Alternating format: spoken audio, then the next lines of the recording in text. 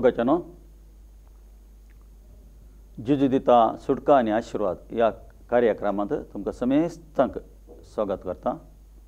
हे कार्यक्रम तुम्ही पळयतात आहात. आमकां संतोष. देव बापाची आशा तुम्ही देवाचे उतार आयकून ताका कल्तेमान करून त्या उतरार मे सोलेजी म्हणून देव बाप आशेतात आसा. त्या बसत आजही देवाच्या उतरा तरी उलयत येत आसा. आदी मागा जावन तो उलयत येता येयलो.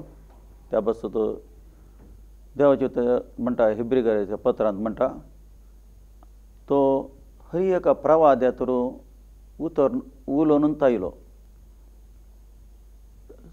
वेळा वेळावर म्हणे तो प्रवाद्यांक ताणें धाडलें. प्रवाद तर ताणें उलयलो म्हणटा देवाचो शब्द लोकां लागीं तो उलयलो. देखीन अंतकाल्यार देवाचे उतार म्हणटा आपल्या पुताक ताणें दंड दिलें. पुता मारिपा तो उलयतात आतां. मोगाच्यानो आजी जाल्यार पुता मारिपात तुमी आयकोनचो शब्द जेजू क्रिस्ताचो शब्द जावन आसा. पुता मारिपात उलयतात आसा. आमकां जागवण दितात आसा. आमकां बुधबाळ सांगतात आसा. तो जेजू क्रिस्त बुधबाळ सांगता आमकां कशें आमी जियेजे म्हणून तो आमकां सांगता. त्या बसत आमी मागणें करया. देवाचें उतर आयकया. ताचे उपरांत देवाच्या उतराक आमी या.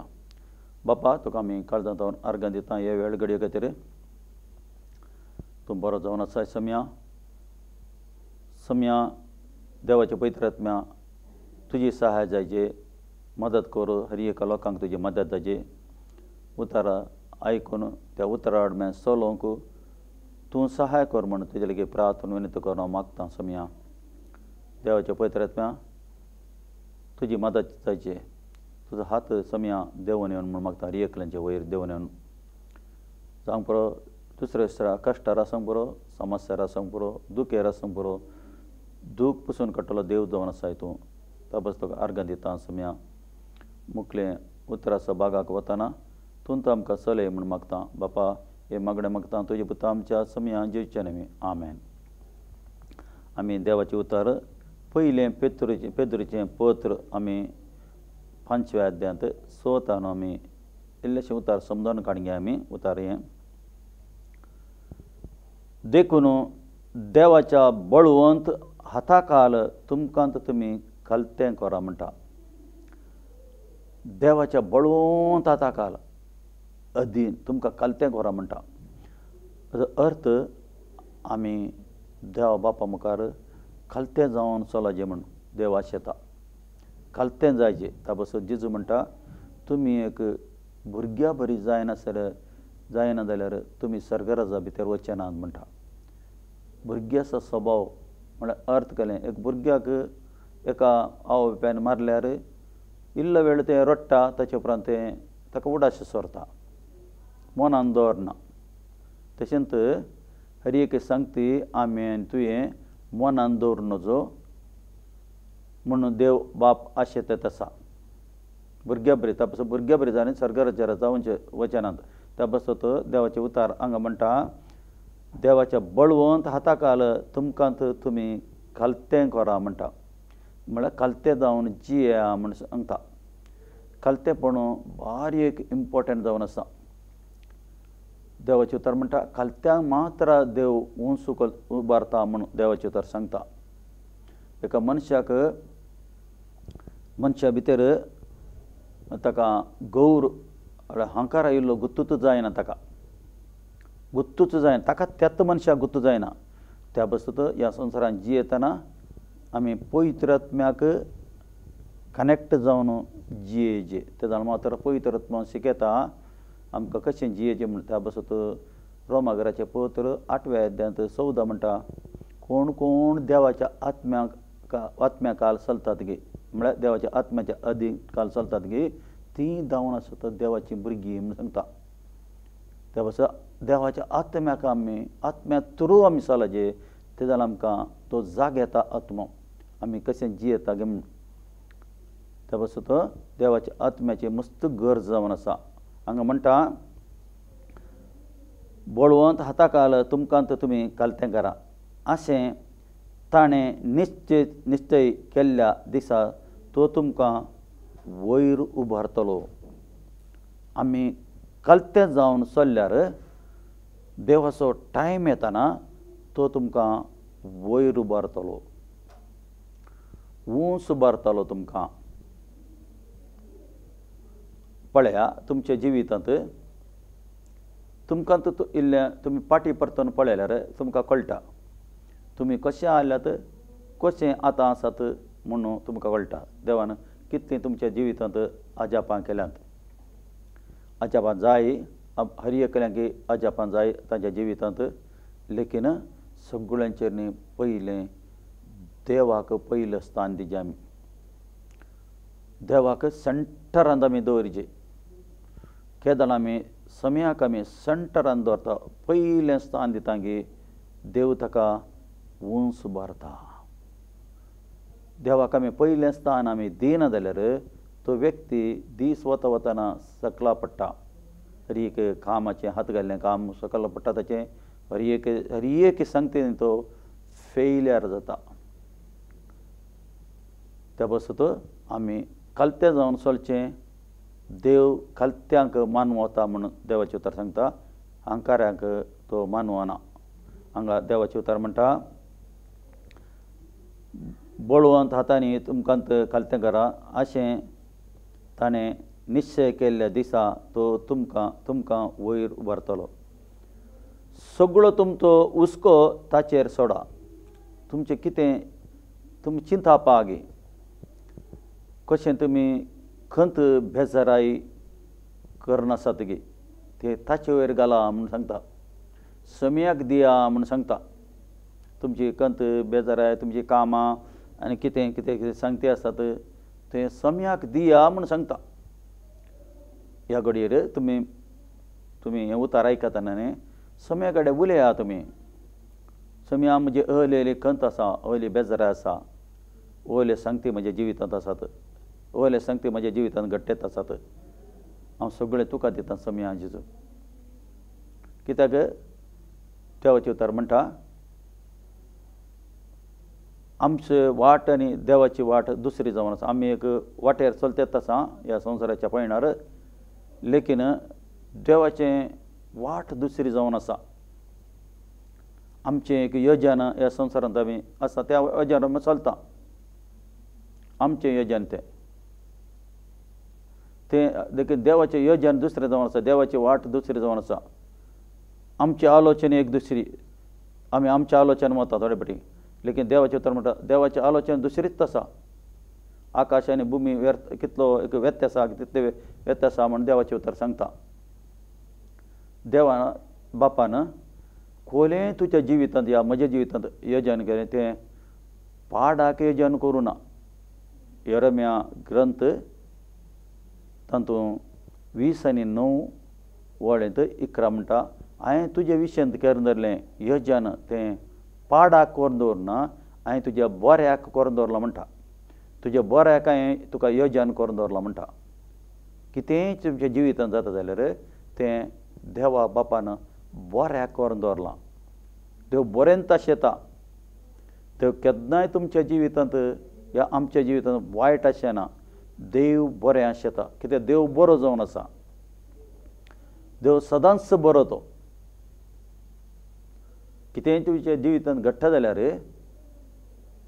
हीं पुरा दुस्मानाचीं कामां म्हळ्यार सैतानाचीं कामां वाट चुकोवन पातकांत पडोवचें करून, देवाच्या उतराक विरोध अशें करून, कालतेपण नासतना वर्तेतारा जिवन त्या बसत जिवितांत आजीक कंत बेजाराय समस्यार मनीस शिरकोन पडला. लेकीन देव तशें आसना. देव तुजें बरेंत आशेता म्हूण देवाचें उतर सांगता. देव कालें आशेता, बरें आशेता, तुमचें बरें आशेता, आमचें बरें आशेता. हांगा देवाचें उतर म्हणटा, सगळो तुमचो हुस्को ताचेर सोडा, कित्याक तो तुमचें जतन घेता. कित्याक तो तुमची जतन घेतलो. तुमची जतन जिजू घेतलो. परते म्हणटा जागी रावा म्हण सांगता. देवाचें उतर म्हणटा जागी रावा. आमी जागृत रावचें म्हण सांगता.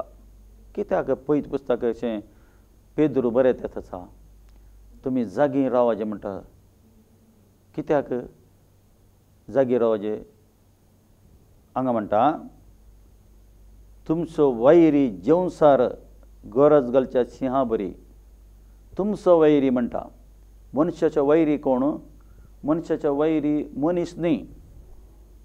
मनशाचो वैरी जावन आसा जेवसार जावन आसा. त्या पासून पावलो एपेसकाराच्या पत्रार थंय 6व्या अध्यायान थंय सांगता मनीस सगळे बरे थंय.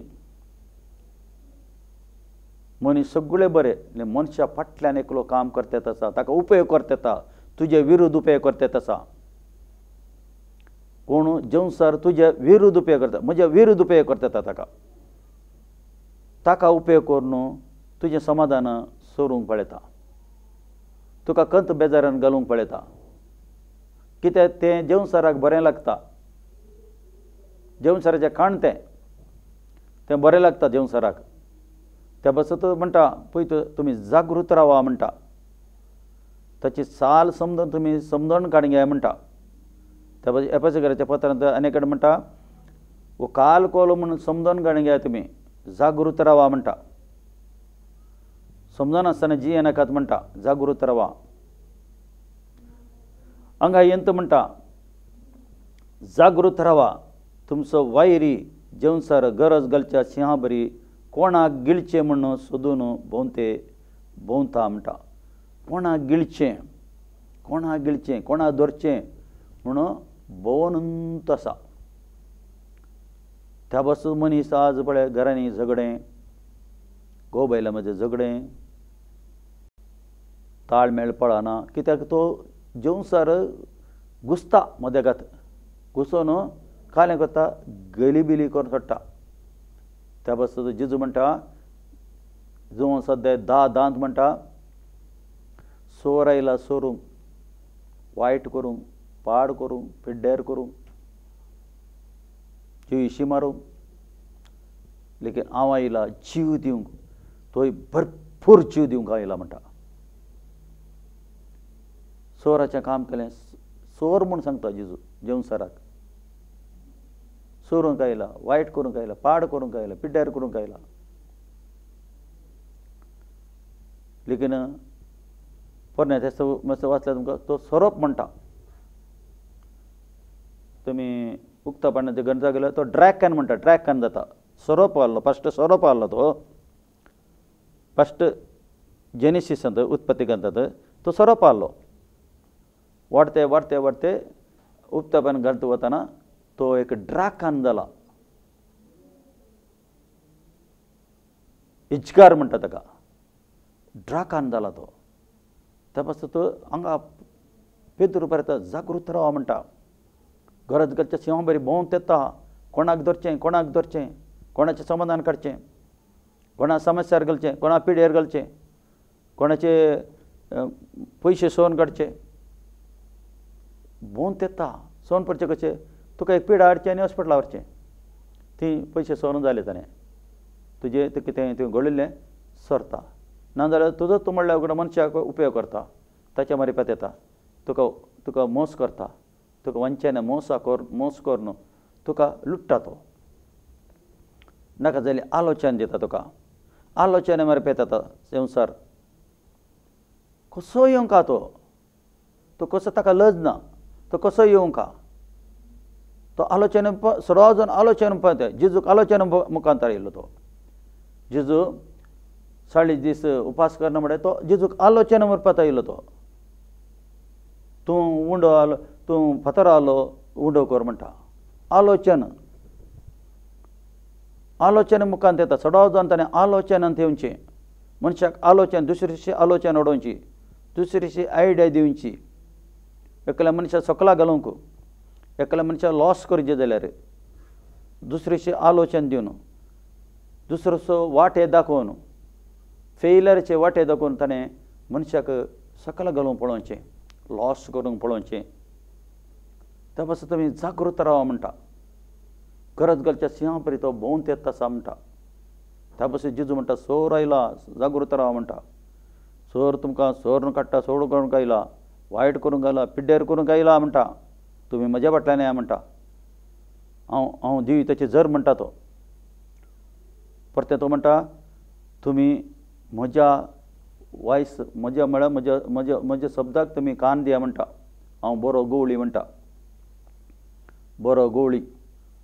म्हजो शब्द तुमी आयकया म्हणटा, म्हजें उताराय तुमी आयकया म्हणटा. हांव बरो गवळी जावन आसा म्हणटा. म्हजो उतार आयकतलो ससनाक ससनाक जीव येतलो म्हूण सांगता. देवाचें उतार सांगता.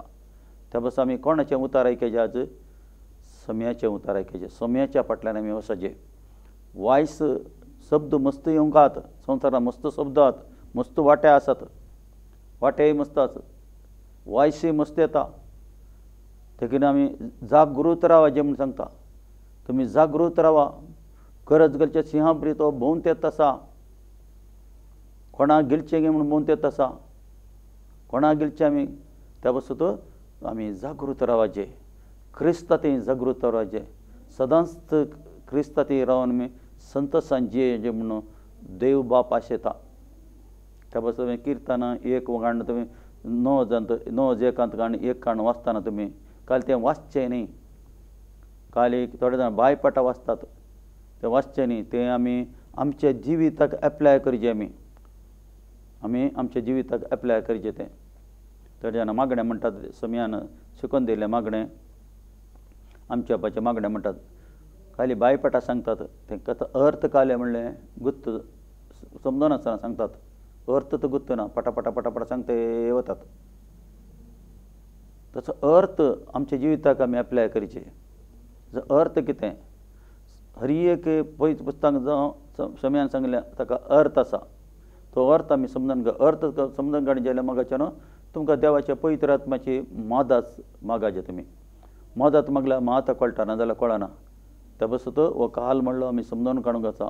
आमी अंतकालार जियेत आसा. अंतच्या अंतकाल, अंतसो अंतकाल बागलार रावला म्हणटात तेचें. सम्याच्या येण्याच्या कालार आसा आमी. सम्यान म्हळां हांव वता आनी हांव परत्यान येतलो म्हणून सांगलां. तुमी देवाचें उतर एक काण आपोस्तल करता एक काण वाचल्यार तें कळटा.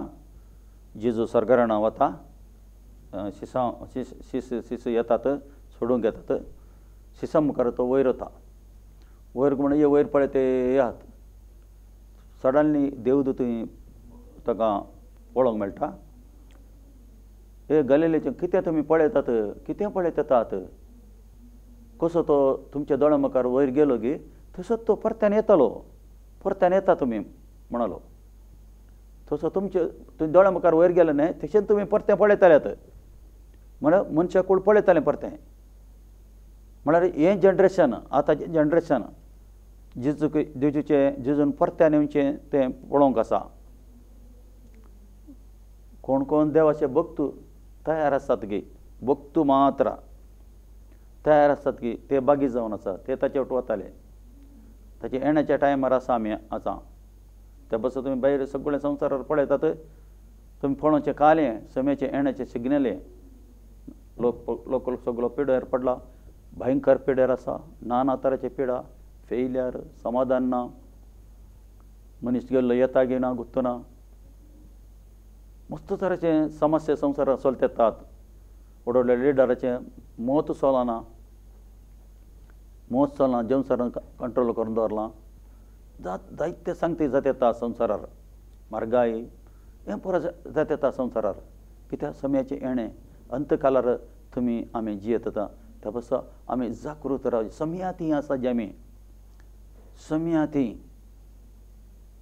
आमी इजिप्तांत लोक इस्रायलचो लोक थंय आहलो. लेकीन देवान थंय बापान भेदभाव दाखयलो. इजिप्त लोकांचे वयर पिडा आयली. व्हड व्हडले फातर पडले. इजिप्त लोकांचे वयर काळो काडलो. हांगा उजवाड हांचे वयर पडोवना. इस्रायल लोक आहलो पळय हांचे वयर पडोवना. व्हड व्हडले फातर पडोवनात.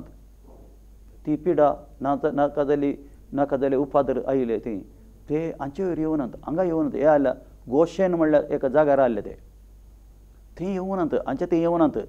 थंय रगत, थंय उदक रगत जालें. हांगा जावना. हांचे थंय जावना. हांकां उपादर माणके आयले. हांगा येवनात. उये जाले. हांगा येवनात. हांचे थंय येवनात. देवान भेदभाव दाखयलो देवाच्या भुरग्यांक आनी संवसाराच्या भुरग्यांक भेदभाव दाखयलो. आज आमी आमकां परिचय करया. आमी देवाची भुरगीं जावन आसा तोंडान सांगल्यार जायना. थोडे आमी देवाची भुरगीं आमी क्रिस्तांव तशें जायना. देवाच्या उतरार म्हण तूं चलताय गे. देवाचे उतर कितें म्हणटा तेच्या वरवीं चलताय गे तूं. चल्ल्यार मात्र तूं देवाचो भुरगो जाताय. कोण कोण पवित्र आत्म्यान तूं चलयता, पवित्र आत्मा चलोवन वता, ती मात देवाची भुरगीं, हर एक देवाची भुरगीं न्ही. हांव क्रिस्तांव म्हणल्यार खातीर हांव बचाव जातालो म्हण ना, बचाव जायना. देवाचें उतर म्हणटा बचाव जायना. हें सत कळीत जायचें आमकां. आनी तूं सत कितें पळयलां बरयलां तें कळीत जायचें. आनी सत्याक त्या उतराक आमी अधीन जायचें. नाजाल्यार ना, नाजाल्यार कश्ट संकटाक मनीस समोर पडटलो. हें पुरो भायर दिसता तुमकां, हें कितें दिसता ता, हें पुरो समयाच्या येण्याक तयार आय. हें तयार आय. त्या पासून देव भेदभाव दाखयतलो. देव जावन आसा आमचो. देव देवाच्या भुरग्यांच्या पक्षाक रावता. तो फेवर जावन रावता देव. एक कळो तूं आमी क्रिस्तांव म्हणून आमी क्रिस्तांचे देवाच्या उतरार म्हण आमी चलना जाल्यार, उतरार म्हळ्यार उतार तुमकां एक तुमी अशें आयकचें. ह्या तुमच्या वडिलांनी तुमकां सरी समजून दिवचें. वडिलांनी खाली दोन कथा सांगून सडल्यार जायना. नाजाल्यार तुमी पयत वाचिचें. हें सत कितें म्हणल्यार तुमकां कळीत जायचें. सत कळीत जाल्यार तुमी बचाव जाताल्यात. तुमी खंडीत बचाव जाताल्यात. नाजाल्यार जेवसर तुमकां पोटयांक घालून तुमकां मोस वंचने करतलो. त्या पासून हांगा उतार खालें म्हणटा अशें ताणें निश्चय केल्लो दिसा तो तुमकां वयर उबारतलो म्हणटा. ओके. ती अशें म्हणटा भावार्थान थीर रावंक तांकां तुमी मुखार रावा. बरें.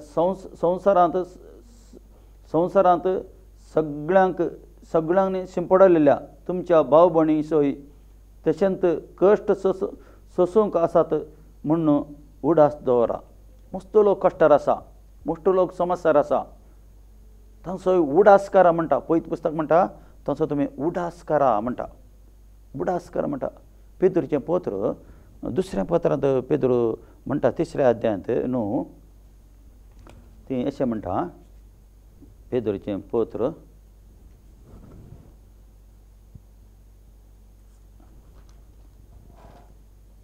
2ऱ्या पत्रांत तें अशें म्हणटा. तो पेद्रू बरयत येता. पेद्रूचें पत्र 3ऱ्या अध्यायांत 9 म्हणटा. तें 9 अशें म्हणटा. थोड्यांक अशें बगता जाल्यार सोमी आपली बसवणी पाळोवंक गळाय करिना म्हणटा. सोमी कितें बसवणी केल्या सोमयान तो गळाय करिना म्हणटा. तो गळाय करिना. पूण तुमचे लागीं तो दीग सस्निगाय घेता. तुमचे मदें कोणेंत नास जायनाये. कोणेय मनशांनी नास जावन नजो म्हणून देव शेतात आसा. जेवसर काल्यां शेता नास जायचे म्हण शेता. देव काल्यां शेता कोणेय नास जावन नजो. एकल्या मनशांनी नास जावन नजो म्हणून देव आसा. तो देवाचो मोग जावन आसा. मनशा कुळाक देवाचो मोग जावन आसा. त्या पासून म्हळ्यार हांगा म्हणटा पळय भगार समेस्तांनी आपली आपणा थंय परतये म्हणून तो अपेक्षिता. समेस्तांनी आपणा थंय परतये म्हणून देव बापाय आशेतात आसा.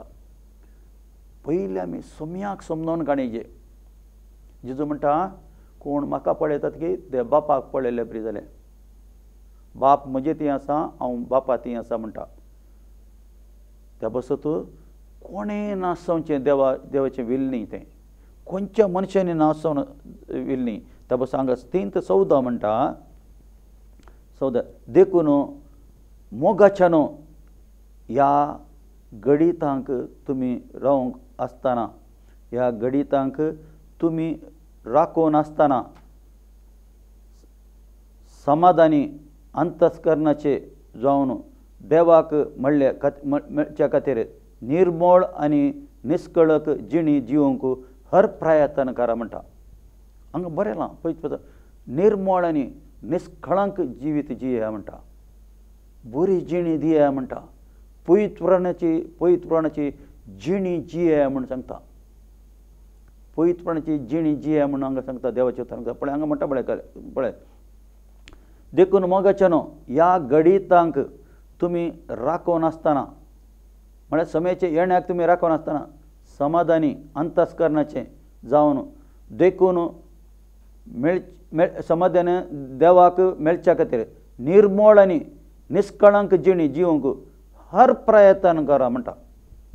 हर प्रयत्न करा म्हळ्यार आमी प्रयत्न करचे ह्या संवसारांत. प्रयत्न करूंक आसा आमकां. देवाक मेस्व सारकें जिवंक आसा. देवा बापा मेस्व सारकें जिवंक आसा. त्या भाशेन तुमी जब तक तुमी उतार वाचिनात तब तक तुमकां ही समजून येना. देवाचे उतार वाचिचे, स्वता उतार वाचिचे. उतरांत कालें बरयलां, उतार कितें सांगता तें वाचून ताचे ताका घालचें. ह्या कुडींत आसतना मात्र एक अवकाश, मागीर अवकाश ना. कुडींत आसतना तुमकां सोडवण जोडोवंक अवकाश, रेडी रावंक, मागीर अवकाश ना. तुमकां अर्थ जालें म्हूण हांव फाटी येता. ह्या उतर दरेन देव तुमकां आशिर्वाद करूं. आमेन. मोगळा बापा तुका हांव काळजांत अर्गां दितां. ह्या वेळगे तुज्या भुरग्यांनी समया देवाचें उतार आयकलां. तें उतार आयकल्लें पाळूंक तुमकां सहाय कर म्हणचे लेगीत प्रार्थना मागता. तुजी सहाय तांकां जाय जे समया तूं सहाय कर म्हणचे लेगीत प्रार्थना मागता. देवाचे पवित्र आत्म्या हांकां सहाय कर. तुजो हात तांचेर देंवन म्हूण प्रार्थना मागता. समया जेजू तुज्या आशिर्वादांचेर देंवन येवन समया जेजू हांच्या कुटुंबाचेर, हांच्या वैयक्तीक जिवितार, हांच्या काजाऱ्या जिवितांत, भुरग्यांच्या जिणयेंत, कामांत तुजें आशिर्वाद देंवन तुजे लेगीत प्रार्थना मागता. समया जेजू एक बरी जिणी जिवंक आतां आमी उतार वाचल्यार निष्कळंक जी पवित्र जिणी जिवंक हांगा सहाय कर म्हणचे लेगीत प्रार्थना मागता. समया सगळ्यांक आशिर्वाद कर म्हूण मागता. तुज्या नांवान आशिर्वाद करता.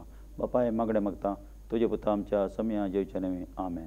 हें कार्यक्रम पळयल्या तुमकां देव बरें करूं. आमेन.